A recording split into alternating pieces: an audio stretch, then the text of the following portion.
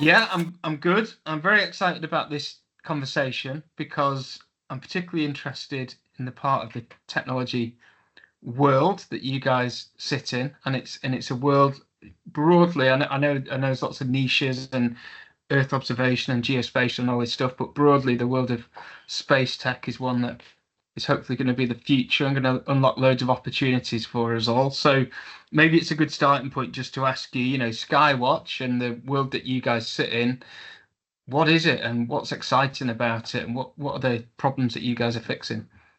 Yeah, great question. Good place to start. I think, space tech is a broad term, and I think largely, prior to Skywatch, I probably was a good representation of the majority of the world in that my understanding of space tech was what I heard through the news with billionaires who are flocking to this industry and doing really cool things. So the Elon Musks and the Jeff Bezoses of the world, that's what dominates the news, and what they're doing and what they're changing. And that certainly isn't representative of the world Skywatch lives in a lot of ways. And I don't think it's representative of space tech as a whole, but I do think it represents some of the catalysts that have unlocked the industry that Skywatch now plays in. So to take a big step backwards, the so I'll actually describe what Skywatch does first. So we allow access for any individual or organization who wants relevant satellite imagery. So relevant being you now can say over a certain location in the world and over a certain time frame, and with a certain resolution. Amount of clarity in the image, I can I can go buy an image that's relevant to my project, time frame, resolution. And that means that you can start to unlock use cases, both personal or in your business, where that imagery can do things. It can unlock efficiencies. It can help you. It can remove humans in the loop. It can make things safer. It can do all kinds of things when paired with AI ML, which we could get into. But we aim to make access to satellite imagery easier. Hmm. And part of what started that journey was this relative space race. So you have, in the past, the cost of putting a sensor into space was really prohibitive. So you only had three or four satellite providers in the world who could afford to raise the capital to put something into space. So it was dominated by these three or four players. And the people who bought satellite imagery were largely government and defense organizations. And that's because to recoup the cost of putting something into space means that you're going to have to charge, high dollar values Mm. for that product. And so people who can afford that are governments and defense orgs. And since that point, we've had these billionaires help reduce the cost drastically of putting something into space. So now it costs a fraction to put a sensor into orbit than it did, 5 or 10 years ago. And that cost continues to decrease. So suddenly you have this like fertile ground for an industry, where you can be a startup and work on a sensor and put it into space, and you don't need nearly as much capital as you would have 10 years ago to do that. So that's an important point because now suddenly we have, I wish I had a graph to show you, but the amount of sensors in the space in the past was fairly flat, and then suddenly in the last 5 or 10 years, it skyrockets up. So tremendous opportunity, but also a tremendous problem for the market. Now you have dozens of satellite providers putting sensors into space, and for a user or an organization who wants to utilize those, it's mayhem trying to procure imagery. Hmm. It's mayhem because if you said, okay, I want an image, now you go to Google and you say, who sells this kind of imagery? And you're going to get, dozens or several providers.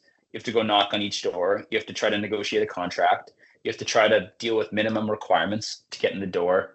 And then you have a technical package of imagery, which can differ from provider to provider. So we've created a platform and an API that says we partner with as many data providers as possible. And I think we have the world's largest virtual constellation of satellites now. You go into our platform and you only have to go to one spot. You can draw an area of interest or you can upload an area of interest and say, I want imagery that meets these specs, resolution, time frame, and it's going to find it for you across a variety of providers. So you don't have to go shop around.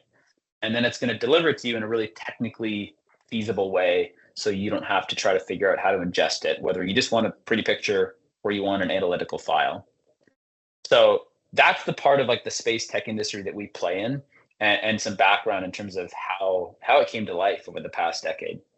So what sort of I say what sort of problems, but what sort of benefits is the technology going to give perhaps into society? So maybe from like I don't know, an environmental perspective, or in terms of perhaps it could be, I don't know, health or construction, or what actual benefit is it going to give us that we've now got this really cool capability?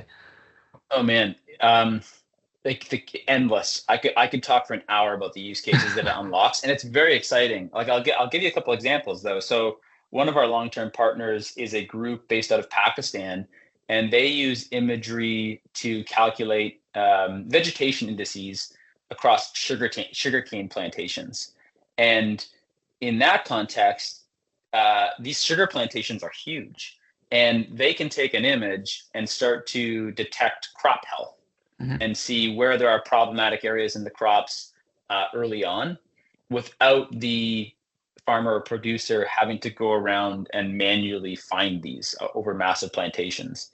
And so the expense of doing that for the imagery itself is actually relatively, you know, inexpensive. It's cost efficient, and it unlocks a whole bunch of efficiencies for that farmer and producer to produce better crop.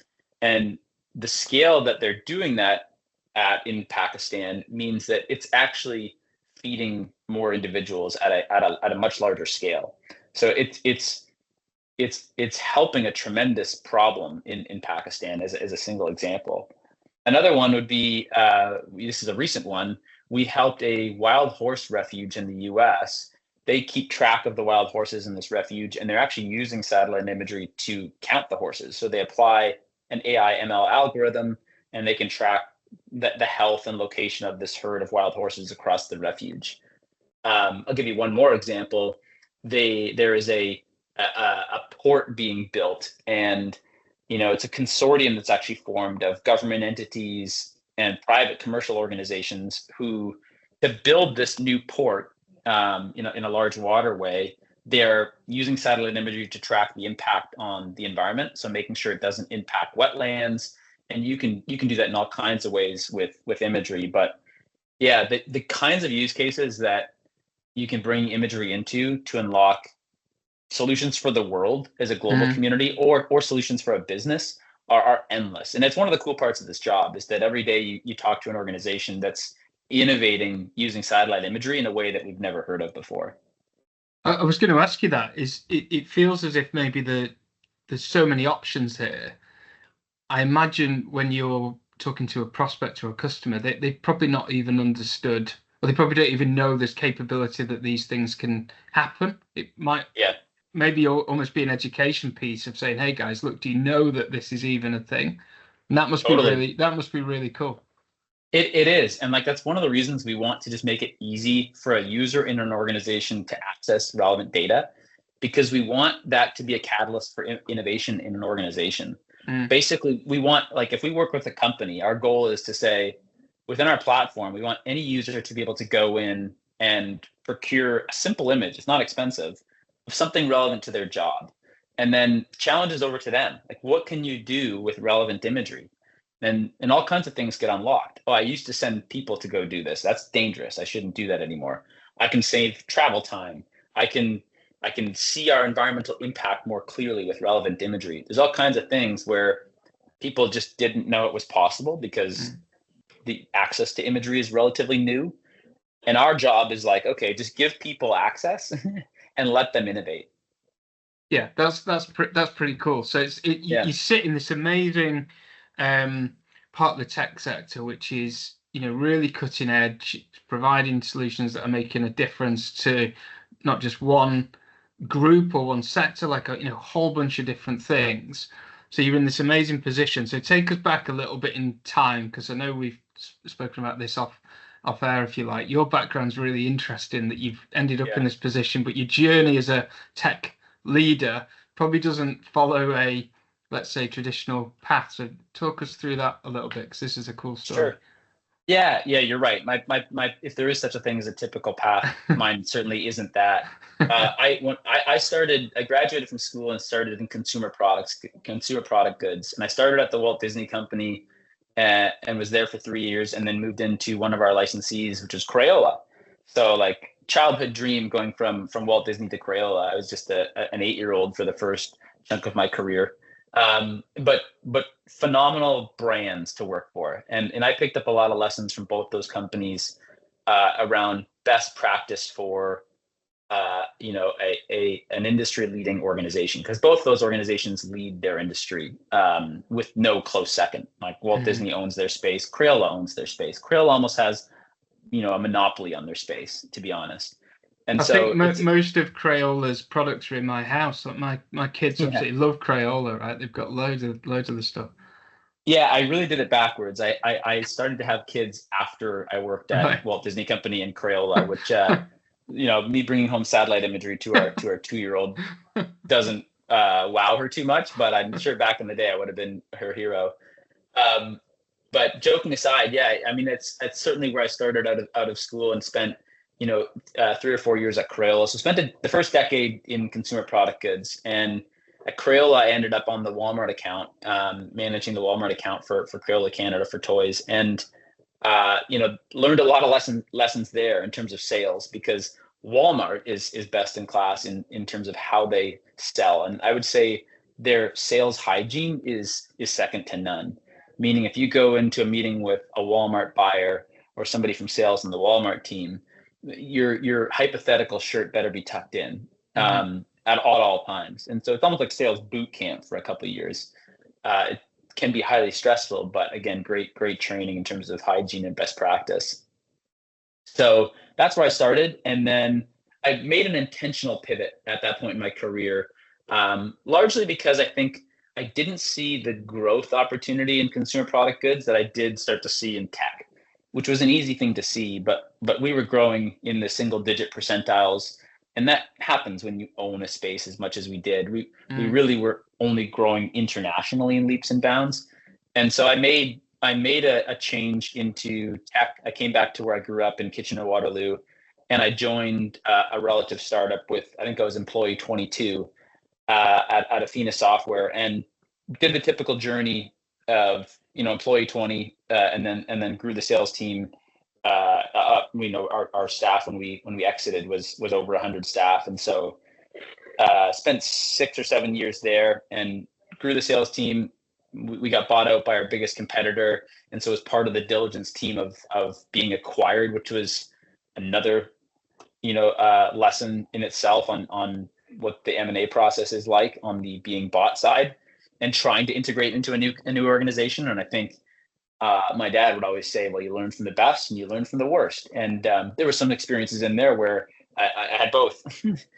And so, yeah, following that, we got acquired. And then a friend of mine reached out locally and said, hey, there's an organization named Skywatch, and explained what they're doing. And it sounded really appealing. And this is where I ended up here.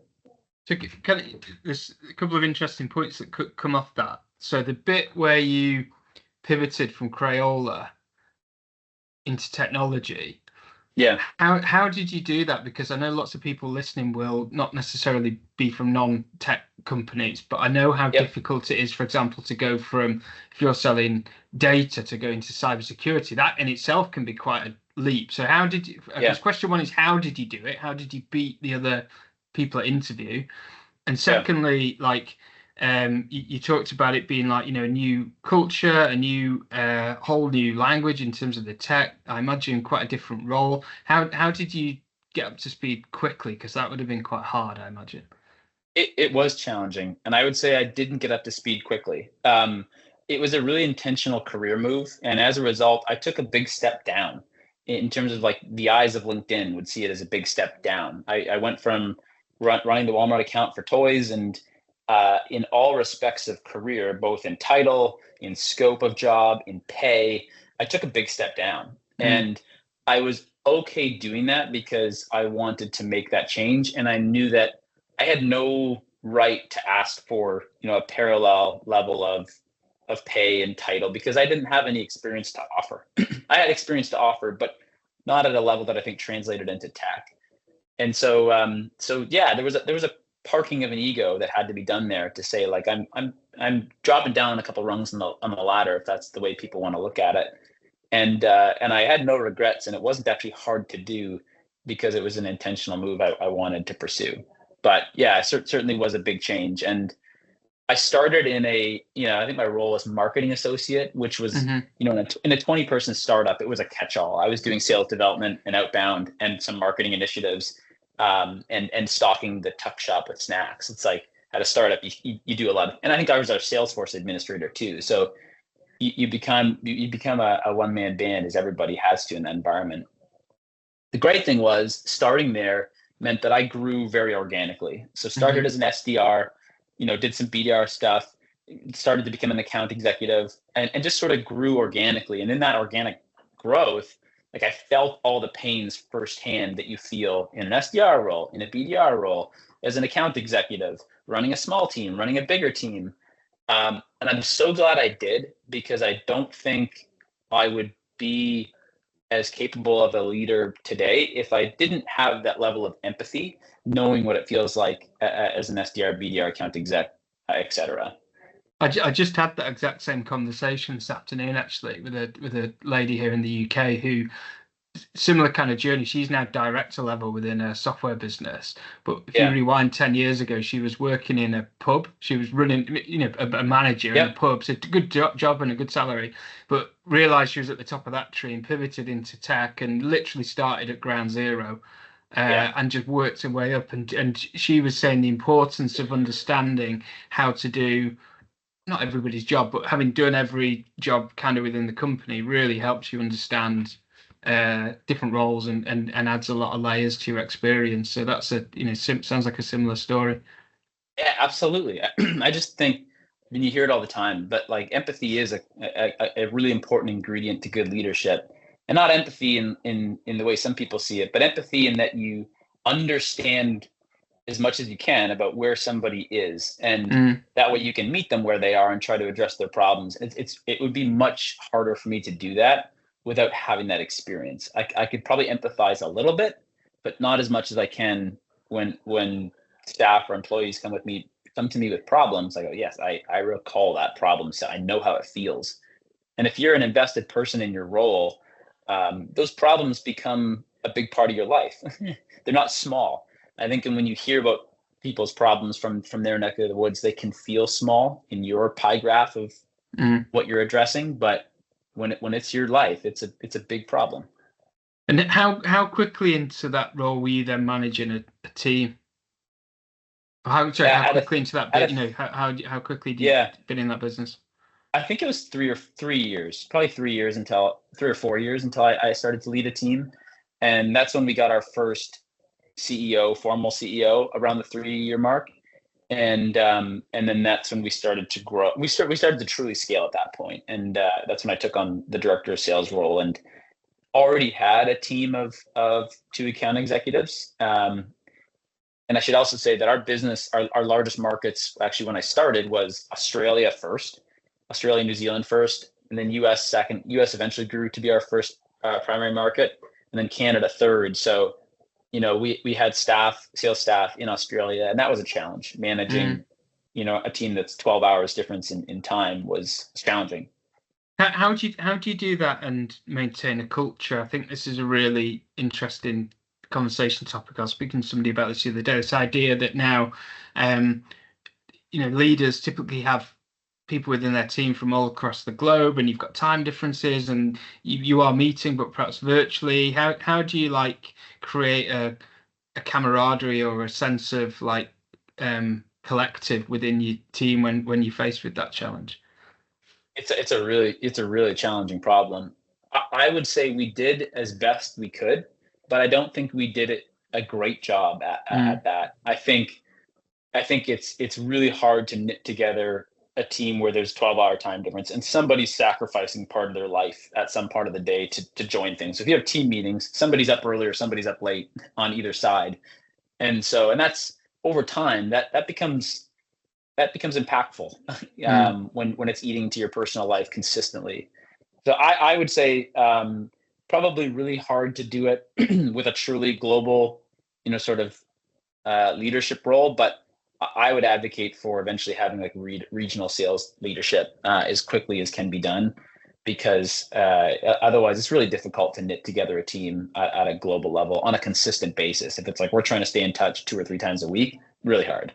Yeah, yeah, I agree. Makes sense. So then you said things really catalyzed from there. Things really started going quite quickly for Yeah. you guys. So um, I guess the question here is like exactly what happened, but more importantly, how did you manage it as a leader? Because again, that's sometimes leaders can feel that um, not the sense of like imposter syndrome, I think, but I think what you're kind of doing it, and then you some days you feel you're blagging it maybe a little bit. You don't really know what you're Yeah. doing, but it feels like you get in control of it, and then it grows again, and you're like, oh gee, like I've never done this before. How do I do this? But pretend to these people that I know what I'm doing. Does that make Yeah. sense? That question? Oh, it absolutely it resonates quite a bit. So I would answer your first question of like why did that scaling start? There's obviously a multitude of reasons, and I think any sales leader should recognize how much luck plays a role. Like sales likes to take credit for all kinds of things and helping organizations grow, but product market fit, sales contributes to, but isn't the driver of. And that's a large contributing factor to sales success. So I think any great sales leader, I'd love to see sales leaders recognize luck more. Great sales leaders are often lucky in terms of where they find themselves in terms of product market fit. So there was certainly that element. And then there's also a lot of hard work from the previous sales leader and existing sales leader. We landed a couple large clients who were the leaders in each of their respective verticals. And once you win the big fish, the medium and smaller fish start to follow, and they Hmm. say, well, if the largest organization in this vertical picked Athena, then it's a really good nod. And we started to see inbound traffic really pick up with some larger organizations after we won those key clients. So it was like we had to get over that hump of earning our stripes in the largest organizations, and then once we did, things got a little bit easier with some of the medium and smaller clients. And then to your point about imposter syndrome, I think it's a really good call out. I felt it in spades across that entire journey. And I think most sales leaders, if they're being conscious of it, you're always fighting your ego. And this probably isn't just sales, it's any leader in an organization. Your ego is like very rarely, my ego is very rarely my friend or a helpful thing. It's a thing I have to constantly keep in check and be aware of when it's showing up, because uh, I would feel it all the time where, I was managing people more senior than myself. So that's a breeding ground for some imposter syndrome. And I should be, and I was managing people much smarter than I technically and even in sales practice. And that is hard to keep your ego in check if you have ambitious people who are smarter than you that you're managing. Um, I think that's our job, is to hire people smarter than us and give them the runway to flourish. But I think probably especially the young sales leader, it's hard to keep your ego in check in those environments. Yeah, so it's a real balance, and it's almost like this wisdom comes to you as you progress through your career and you get more experienced. You sort of Yep. learn these things along the way. But yeah, that makes sense. So talk us through then the decision making from going from Athena, where you've gone in, you've pivoted. You talked about the strategic pivot into technology, and you've gone in, and that's gone really, really well. So then to make the leap into Skywatch, what was the sort of thinking there? What was the strategy at that So time? yeah, for me, I think my first, and it still is, the number one criteria that I'm looking for in a role is who I'm working with. So like the leadership around me means everything in terms of that first criteria. And I really want to feel that I align with the values of the leadership above and around me. And I felt that in the process of the recruiter I worked with, and then the leadership as I met them. I felt very aligned with their style of leadership and approach to the business. So that was first and foremost. And then secondly, the opportunity was an exciting one. And the opportunity that existed 3 years ago when I started is still the same opportunity today, although it's matured quite a bit. And I still think we're really early in terms of what is possible and what's going to take place in this industry. So it was exciting 3 years ago in terms of what's taking place, and it is still the same, the same seed of excitement today. And how, because clearly I can feel that from listening to you. There's that excitement, that passion about what you do, and Yeah, it was a bit of a loaded question, that one, because I know the reason why you've come into this sector, and it's what we talked about at the top of the conversation. It is literally the possibilities are enormous, so it makes yeah. sense to, why would you not want to be in that sort of tech? So how do you find conveying that vision and the values and the purpose of the business, particularly when you're trying to attract people into your team, and good candidates now in technology, when they come to the market, they've got loads of options, everybody's trying to attract them, there's a big war for talent and they're getting the best people. So how do you convey that to actually help, making sure you land these good people? Yeah. Excuse me. So I would say it's very different in terms of how I position it to prospective employees versus prospective customers. For employees, I find I'm actually working harder to set expectations appropriately. Like, getting people excited for the space is the easy part, because it's easy to describe the opportunity. But I want to make sure people don't come into the business with rose-colored glasses, because for a span, I did, and I think a lot of people did, and you can lose sight of the fact that yes, there's a massive opportunity here, but there's a ton of just gritty hard work, and you have to fall in love with the gritty hard work. You can't be tied to the opportunity for success here. Like, it is here, but it's not the thing that you're dealing with on day to day. We're just doing the gritty startup hard work, and I think it's everyone's job as an employee at Skywatch to find reasons to fall in love with that gritty work, like, and be fulfilled by it.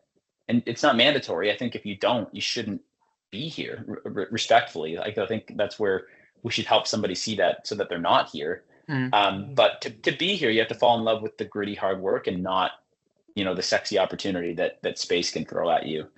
So I almost do the opposite in the prospecting interview process. Is like, yes, the opportunity is huge, but let's make sure we understand the reality of what day to day is, and you're going to have to find ways to be fulfilled by that, truly fulfilled. And then for customers, we don't really pitch a whole lot of customers in the excitement of the opportunity that space offers. We are always at the level of meeting customers where they're at with their problems, because any meaningful customer that comes to us, they're experiencing a subset of problems in their organization, usually, and they're either problem aware or they're problem unaware. And so our job is to either help them see the problem that they're not seeing, or help understand and re-articulate the problems that they're having, and how our solutions could help. We're unique in that we're a usage-based platform in a lot of ways. So you buy data as you need it. Most of our large customers certainly procure in other ways, where they're buying large volumes up front, which people do when they start to scale. But early days, people are buying data as they need it, meaning in the sales process, there's no sale.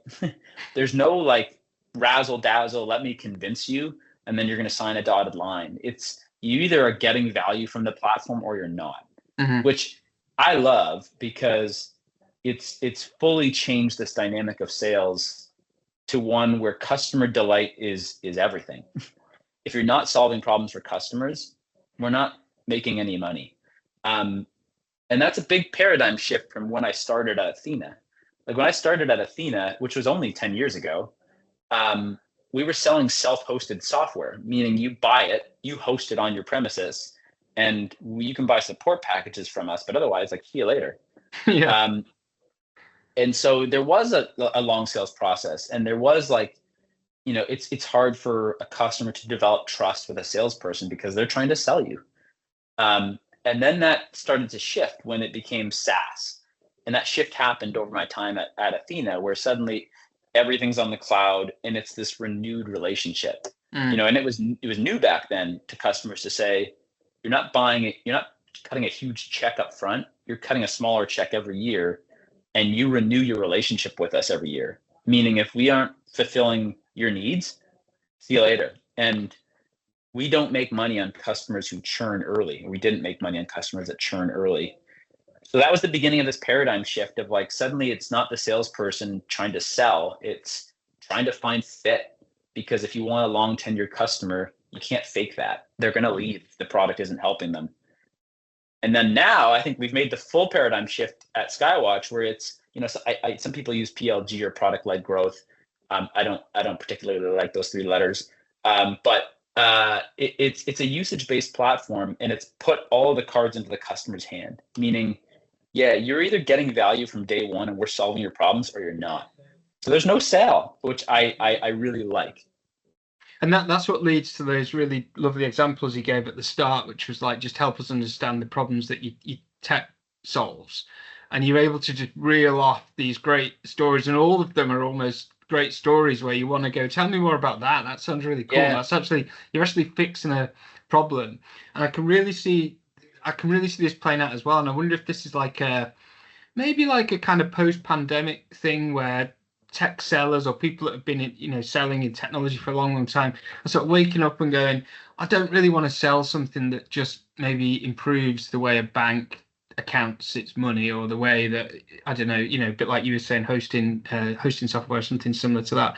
They actually want to do something that's got a purpose and actually does something that impacts people. And I think lots of people are going through that sort of transition, and I'm seeing it quite a lot where particularly people that have worked in big corporates for the whole career, maybe big tech corporates, and now coming to me and saying, hey, can you find me an opportunity in a startup, or can I really want to go do a scale up type business. So one of the things you were talking about that I thought might be interesting to ask you, and people might not know exactly what you mean, when you were talking about doing the gritty work of a startup, what, just help people understand what exactly might that be, what you're actually talking about there. Is that just like long hours? Is that working at weekend? Is that doing just really mundane tasks? What do you kind of mean? Great question. Like, I think anything fulfilling at some point is gritty. And gritty to me is like, and this is cliche. Here I am as a sales leader going to use like an athletics comparison, which I don't like, but getting and staying in shape is gritty because it's just small investments every day. It's not a heroic once a week activity. It's when you're tired. It's when it's cold out. It's when you're not feeling well. It's when work is busy. You're doing it every day. And it's gritty because most of the time, 80% of the time, it doesn't feel good. It feels good after. It feels good when you feel the results, and sometimes it feels good during. But largely, it's not, in my experience, that enjoyable, if you're doing it every day. Same thing with, I don't know, saving money. Like, it's not this big miraculous win. It's just small investments every day. It's boring. The same thing with working in a tech environment is we find like the most meaningful change we can impact here is in these small gritty investments every day. It's learning a little bit more about the customers. It's digging a little bit deeper into a customer call. It's understanding your colleagues a little bit further. None of it is heroic and sexy. It's just small little gritty investments. And those compound over time into, somebody at Skywatch being a thought leader in the product or the customer problems or whatever department they're working in.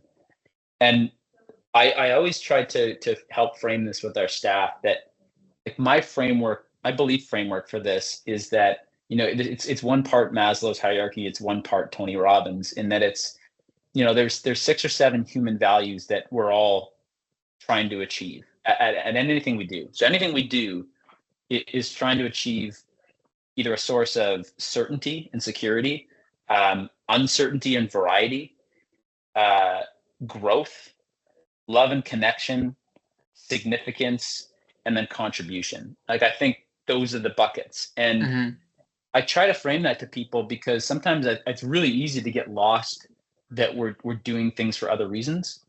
So I'll use the example of, an employee saying, as an employee pushing for, I want a promotion or I want a pay raise. Most of the time, like, they're not asking for that because at face value, they need a promotion or they need more money by itself. Those things are vehicles to the underlying values that they're supporting. And so a title is a source of significance for a lot of people. It's also a source of growth. Money is like the ultimate vehicle to a lot of underlying values. And it's actually a great vehicle to a lot of underlying values. It can unlock variety. Like you can go travel the world. It can, for some people, unlock significance. Look how much money I have. It can unlock contribution. Like you can start to give. It can unlock security, which I think it should for most people. But it is just a vehicle to underlying human values. And I think to me that like belief system is really important to instill in people so they don't get lost thinking they're chasing something else. Um, and I think so two things. One, I think people have to do the hard work of understanding how they stack rank those values because everyone stack ranks them differently. Growth might be really important for me. Security and certainty might be less important. For someone else, it's like I need a high degree of certainty and I don't care as much about variety in my life. I just like things secure and certain. So I think if people have to do the work of like, where do your values stack rank? And then when you feel a rub in a workplace, like try to go underneath it and be like, what belief here or what value am I feeling the rub against? So you don't get lost thinking it's something else. Oh, that person, I had a bad interaction with a person. It's like, what part of it was rubbing an underlying value? You don't feel whatever it is. So that was a bit of a rabbit hole, and I know a rant to your original question. No, I think it's really good. Yeah. I think it's really good because what you've just articulated there is the big difference, I think, between almost if you look at it simply from a sales career, the way you talked about it there probably applies to all sorts of different roles. And if you think about you go work in a big corporate, you could be the guy that just has like maybe it might be the best account or it might be the luckiest account that year and you talked about it before, it's to do with timing. It might be the customer that comes along and you smash your number and you do 700% of your target and you get paid a fortune, and it kind of means that you can not put your feet up, but you're not under any pressure for the next 12 months and the money's rolling in and you're the king or the queen or whatever of that team and everybody loves you. But it's a very different value set to the one that you described in a startup business or a scaling business, which is to do with all these tiny little wins every day. There's no like grand World Series or World Final. It's just kind of, you're just trying to get tiny incremental gains. And the big that you talked about was the alignment of values. That seems like, I'm not saying big corporate companies don't have alignments of values. Of course they do, but it feels so much more important in a scaling business to be around like-minded people and have that connection to the mission. That if you don't have that, it's probably not going to work for you. So answering, I guess, the question I asked you originally, that's the bit, isn't it, that people maybe struggle, but people come to me and go, I've joined a scale up and it's totally not for me. I'm not that kind of person. I need to be in a bigger company. And what you've described is probably the near perfect like explanation as to why that doesn't work for somebody. Totally. And I think like you see it all the time. I think one of my pet peeves in the tech space especially is the tenure of people's resume.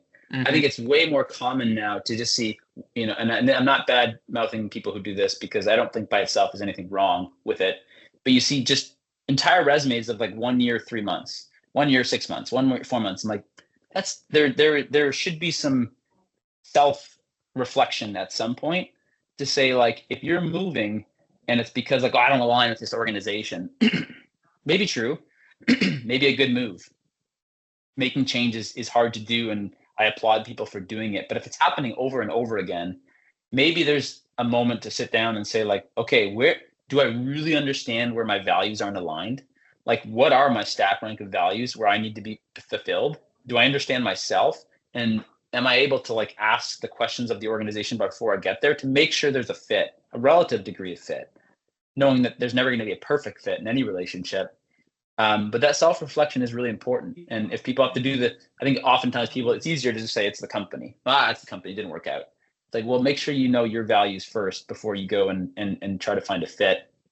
And the second thing I'd say to your point, because it's such a good one, is the other thing that you see in tech, it is, almost like a 21st century Yukon gold rush in some ways, where people come flocking to tech, and maybe I was the same way, because you hear all the stories of people exiting and then they made $3 million and well, that person exited and then they made 12, whatever.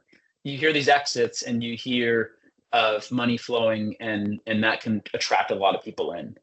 And I think the other thing people have to be really aware of, back to the value statement, is that I've seen, you can see them in tech communities, people who have the really successful exits and they aren't fulfilled the way they thought they would be. Like the age old story of like, oh, money isn't everything.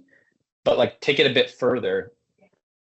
I think the reason they aren't fulfilled is either they're aware or not aware of the fact that on that journey at the tech company towards the exit, a lot of those values were getting fulfilled in hyperdrive.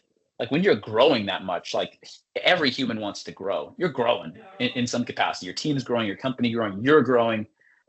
Your significance is being like you're significant. You're rising in title. Yeah, it's amazing. Everybody you bump into, you go to your dentist or you go and see your friend, and they go, "Hey, how are you getting on?" And your answer is, "I'm awesome. Like the world is great. Like, I feel content." Like yeah, exactly. And then, but everyone thinks they're chasing the exit, and it's like, no, actually, that ride is the part. Even though it's hard, is that ride is the part that's scratching all the itches and like fulfilling all the human needs underneath it. And then you hit this exit and it's like, okay, you got $5 million. And then suddenly it's a big woohoo and a party, and that might last for 6 months. And then suddenly it starts to feel kind of empty. And people are like, well, why doesn't this feel good? And you try to find why can I not find anything that feels that good? Because like a ride like that really, really scratches the itch of a lot of underlying values.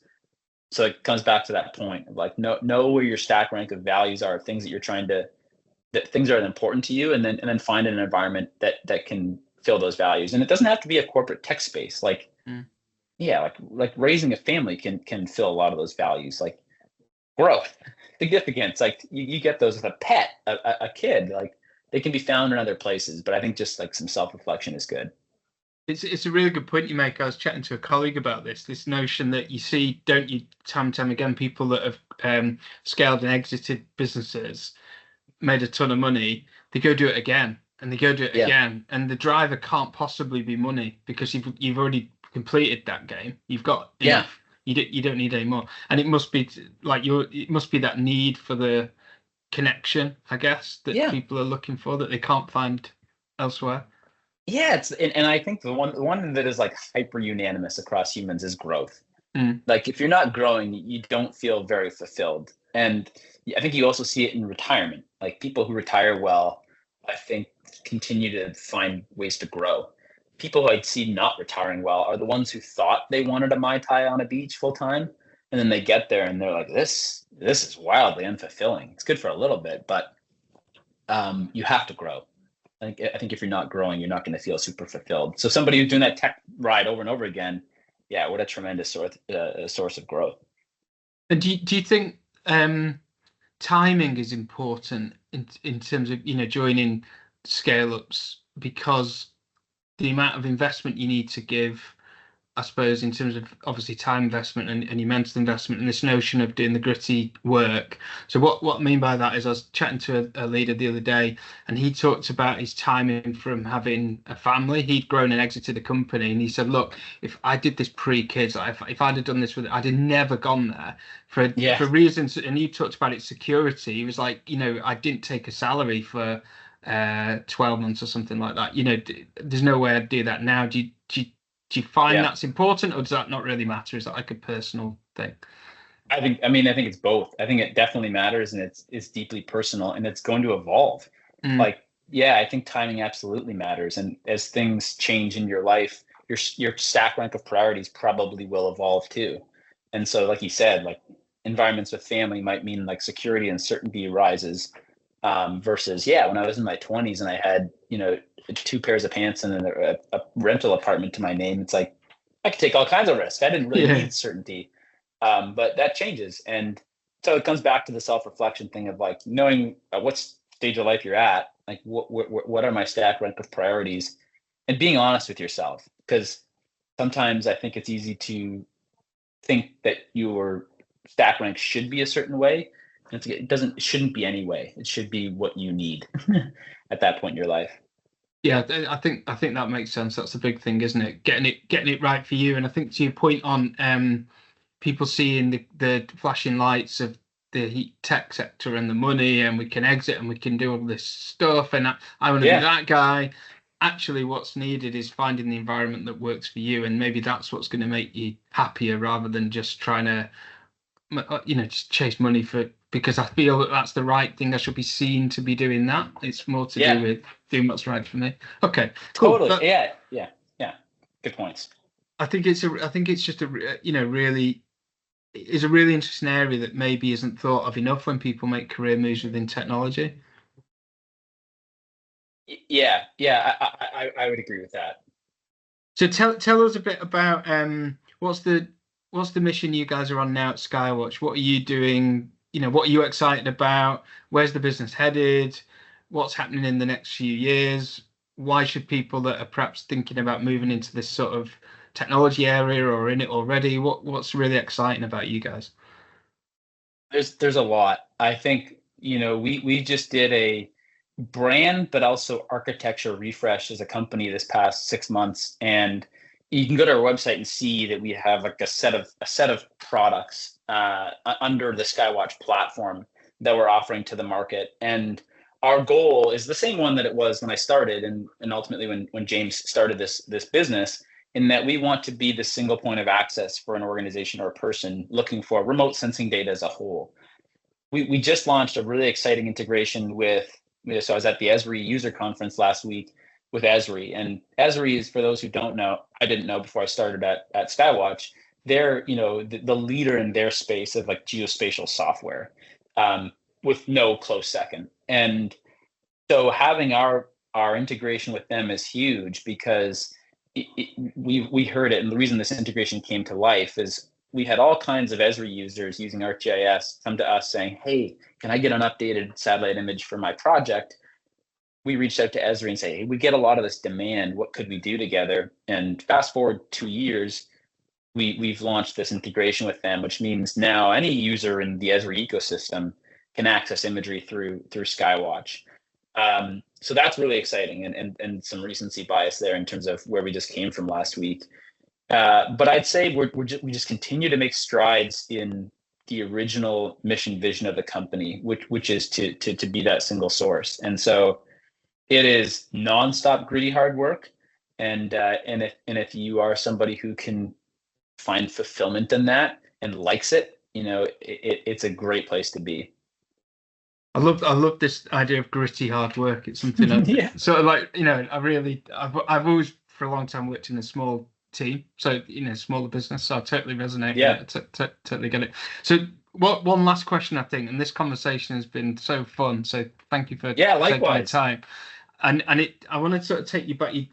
You talked about when you went from Crayola to Athena. You talked about you saw some people doing really good examples of work, and you saw some really bad ones. So I think the final question to ask you is maybe what lesson have you perhaps taken that if you were going back to Crayola version of Jordan, the guy that was about to get into tech, what have perhaps you learnt along the way that you know now that you wish you maybe knew then that might have helped you had if you knew that information at that time? Yeah, I think my answer is easy, and it would be really hard to teach my younger self this lesson. I don't know a way to learn it without just compounding time, but it would be the removal of fear. So, especially in a sales environment, there's all kinds of fear. Fear I'm not going to hit, like, and I'd say most sales organizations I've seen, there's a high degree of fear, maybe without the organization actually articulating it that way. There's fear you're not going to hit your target. There's fear I'm going to be fired. There's fear I'm going to be put on a performance plan. There's fear I'm behind my colleagues. Like, it's a competitive environment, and it's ripe for fear. So I felt that at Crayola. Crayola was a great place to work, but on the Walmart account, I was terrified most of the time because so much of the company's, like 70% of our revenue was Walmart. So it was like, Mm. don't drop the ball.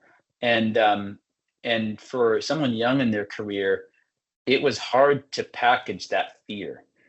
It can change your life in a lot of ways. Like, it can make you really uncomfortable. It sits with you when you go to bed, and it's there when you wake up. Um, but the reality is, like, when you actually play it through, like, nothing happens with the worst case scenarios. So, and usually the worst case scenarios is like you're fired for performance reasons in most people's heads. If you actually sat down in a therapist office and you're like, why are you afraid? Well, I'm afraid I'm going to miss my target. And then what happens? Well, I don't get paid my variable. And then what happens? Well, I have a talk with my boss. And then what happens? I'm put on a performance plan. And then what happens? You're fired. And it's like, if that's the worst case scenario, you will be okay. And it's a simple thing to say out loud, but like you really have to come to terms with that, because you cannot operate as a good sales individual or leader if you're operating from fear. You just can't. You won't say things honestly.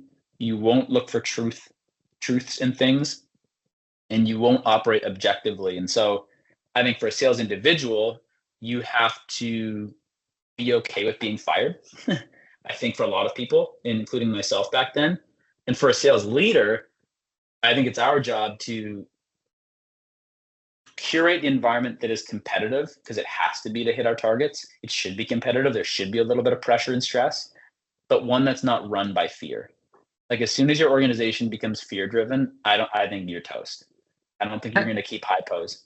How do you what you've said there completely makes perfect sense, but how do you process that bit to do with the worst thing that can happen, I'll get fired? And I get that. You'd say, well, I'll just get another job, or if I can't get a job in sales, I'll just work at the supermarket or something. Yeah. But how do you turn that perhaps weakness into a strength mentally? Because I know how my mind would work. I'd see that as like I've failed, and therefore I might not have the confidence now. Does that make sense? So how do you remain so confident if you just failed at something? Yep. Well, and I also don't want this to come off flippantly, because being let go, which I have been let go in my career, it hurts and it is hard. But I think you have to be okay. You have to be okay with that. Odds are, if you have a career in sales, you're probably going to be let go at some point. It's like of a 60-year career, it's probably going to happen. Maybe not 60-year career, 30 or 40-year career, it's probably going to happen. And I'm not flippant of like it has an impact, absolutely. But you called that a really good thing, which is the confidence piece. I think more times that's the ego showing up. So there's two things. I think the thing I would be eager to understand if I did get let go or was en route to that is I'd really want to understand why. Like, are there actually things in my performance that I'm dropping the ball on? And are they things I can improve on? Or do I actually believe there are limitations in myself that I can't overcome? And if there are things that I believe and I've done the work and I can't overcome those limitations, I should make a career change, whether it's like slightly to the side to a different sales role or a left turn into something completely different, because no one wants to fail full time. And I don't want to fail full time. So this is where I also think like letting somebody go empathetically is the most empathetic thing you can do if you've given them the chance to see the problems, try to fix them. If they truly can't, like the most empathetic thing is to say, you got to find something else.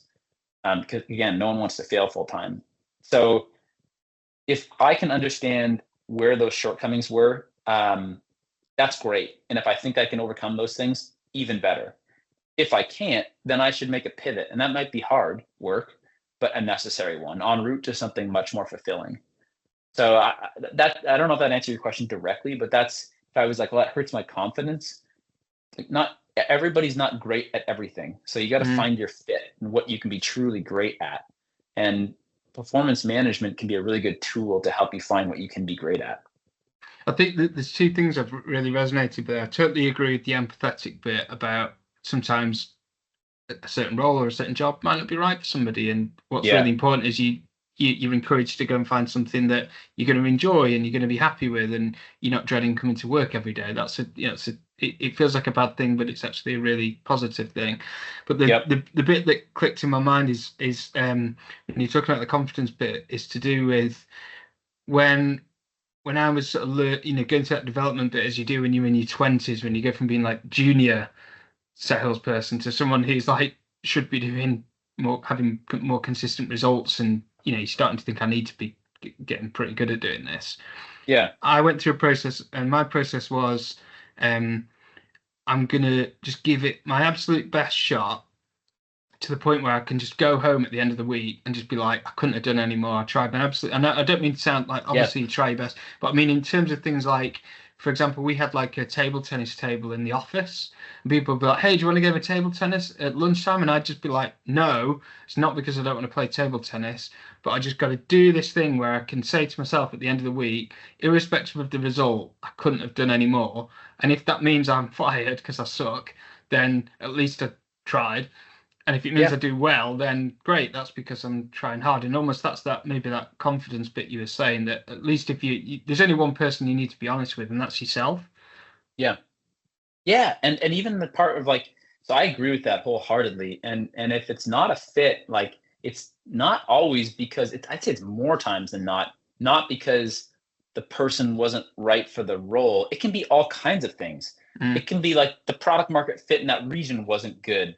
The We have pipeline problems. Like there is a million things that can add to somebody not succeeding in a role. And so that comes back to the understanding piece of like if the person can gather a lot of data about like why they weren't successful there as objectively as possible, that can start that understanding can both open up growth opportunities and also remove that like ego hurt piece because like there's a lot of factors that aren't in your control that can lead to your success or failure. It comes back to the luck thing where you see sales leaders who've had great success broadcasting it to the world. It's like acknowledge the luck that exists in there because it goes both ways. You can end up in a really unlucky situation and find ways to pivot off of that, and you can end up in a lucky situation. And to your point, you just have to work on the best inputs you can give given your environment. yeah, and I suppose have that belief that like you won't, or you're not going to continually be unlucky if you keep Yeah, pivoting. doing that. Like yeah, I the pivoting Yeah, to what you point before about sticking to a process and just doing good things every day, like eventually, surely it's going to drop. And if it yeah, doesn't drop, that's the time to get out of sales and probably go do something else.